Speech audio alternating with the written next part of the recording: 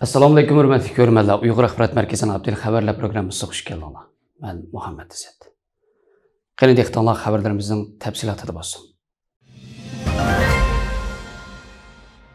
Reuters agentligining 28-fevraldagi xabariga ko'ra, Volkswagen shirkatining Xitoy tijoratidagi mas'ul direktori Ralf Brandestater o'zining Volkswagenning Sharq Turkistondagi zavodini ekskursiya qilish jarayonida majburiy emgak alomatlarini bayqamaganligini aytganligi sababli faoliyatchilarning va Volkswagen shirkatining 20 cho'ng mablag' sog'uvchilaridan biri bo'lgan DK mablag' selish guruhining tanqidiga uchragan.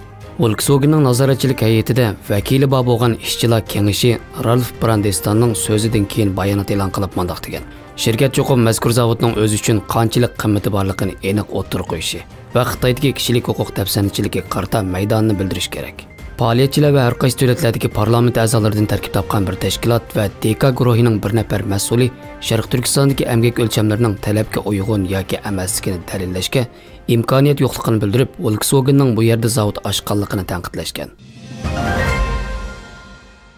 CNN to'rining 28-fevraldagi xabariga ko'ra, Amerika hukumati shu kuni Rossiyaning Ukrainadagi urushini ajalli qurollar bilan ta'minlashga chetishliq har qanday Xitoy shirkati yoki shaxsga zarb berdiganligini bildirgan. Amerika davlat sekretari Antony Blinken bugunga qadar Xitoyga bergan eng konkret ogohlantirishida Rus armiyasini qurollantirishning Xitoyni butkul dunyo miqyosida og'ir masalalarga duchor qilganligini bildirgan. Blinken Qozog'istonda turib mundaq degan: Rossiyaning Ukrainadagi tajovuzchilik qarta Xitoy har ikki tarafga yaxshichaq bo'lishga urinsa, ya'ni bir tarafdan tinchlikni tashabbus qilib, yana bir tarafdan Rossiya qo'zg'agan urush o'tlarini davomli ko'riklisi bo'lmaydi. Amerika amaldorlari yaqinqi 10 kundan beri o'zlarining Xitoyning Rossiyaga ajalli qurollarni berishni o'ylashayotganligi haqida istixborotga erishganligini bildirgan va Xitoy doiralari buningga qattiq e'tiroz bildirgan. Amerikaning bu tutumi yaqindan buyon izchil nacharlashib kelgan ikki davlat munosabatini texmi nacharlashtirgan. Shundaqla vaziyat buninglik bilan cheklanib qolmay, Amerika hukumati 27-fevral kechda federatsiya apparatlarini 30 kun ichida o'zlariga tava uskunlardan TikTokni cho'qim o'chirib etishga buyurgan. Liam Scottning 28-fevral chatal siyosati to'g'rida e'lon qilgan maqolasida G'arb ellarida Sharq Turkiston va Uyg'ur tadqiqoti bilan shug'ullanayotgan g'olliq tadqiqotchilarning Sharq Turkistonda g'oyib qilib o'tilgan ziyolilar va o'zlarining to'sqinlik uchirgan tadqiqotlar to'g'risidagi iztiroblari. Shundaqla Xitoy hukumatining g'arblik bu tadqiqotchilarga qaratgan o'chilish qilmishlarini bayon qilgan. Masalan, mazkur maqolada ko'rsatilishicha, Uyg'ur irqiy qirg'inchiligining paketlar asosida jahon ahli tomonidan e'tirof qilinishida hal qilg'uch rol o'ynagan Adrian Zenizning Twitter yozmalari doim minglagan Xitoy gupanchilarining parakandchiligiga uchragan. Shundaqla 2021-yil 3-oyda Sharq Turkistondagi bir qancha Xitoy shirkati majburiy emgakka aloqador tadqiqotlar sababli uning ustidan arz sungan. Shu yili 4-oyda Xitoy doiralari yana onunga qarta jazo tadbir qo'llangan. Garchi Uyg'ur tadqiqoti bilan shug'ullanayotgan boshqa g'arblik tadqiqotchilarning Xitoyning o'chilishiga duch kelish ahvoli Adrian Zeniznikidek og'ir bo'lmasa-mu, ammo hammalarga o'rtaq bir ahvol shuki, bu tadqiqotchilar 2018-yildan boshlab Sharq Turkistonga boramagan. Buning ichida Adrian Zenizga o'xshash ba'zilarga sayohat cheklamasi qo'yilgan bo'lsa, yana ba'zilar Xitoy vizasiga iltimos qilgan taqdirdami vizasining rad qilinganligini o'ylagan.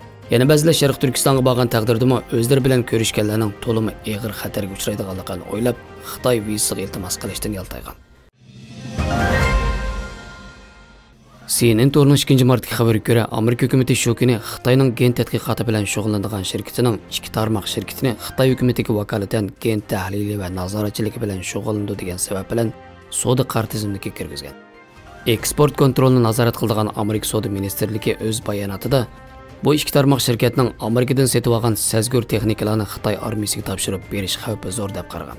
Ekilincha bu shirkatning qilmishlari Uyg'urlarga bevosita ziyon solgan bo'lib, mazkur bayonotda mundaq deyilgan: Bu o'rinlarning qartizimlik kirgizilishidagi sabab shuki, ularning gen sonliq ma'lumotlarini to'plashi va tahlil qilishi Xitoydagi Uyg'ur qatorliq oz sonliq millatlarni bostirishda qo'llanilgan kuzatish va nazorat qilish sistemasiga zo'r darajada qulaylik yaratishi mumkin. Olivia Inus 3-mart Hindistondagi aqlli ombirning to'g'rida maqola e'lon qilib, har qaysi ellardagi tadbir belgilguvchilarning Xitoyning kishilik huquq tafsirchiligi bilan bexatarlik tahdidiga teng taqobil turish uchun universal strategiya tuzib chiqishda xirisga duch kelganligini bildirgan. Maqolada yana bu masalani hal qilish uchun Amerika va ittifoqdoshlarining Xitoyning ichki qismidagi kuch tangponligini o'zgartirishga tirishib, Xitoy hukumatining kuchini ojizlashtirish bilan bir vaqtda Xitoy xalqining kuchini zo'raytirish kerakligi ta'kidlangan.